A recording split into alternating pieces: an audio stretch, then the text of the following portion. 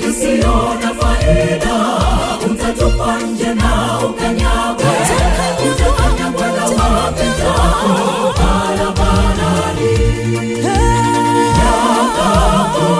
Yakaombileweni haufahamike udini gani, majirani wa kuzunguka hawajui wewe unamwabudu Mungu gani. Kama chumvi isiyo na faida, utatupa nje na ukanyagwe.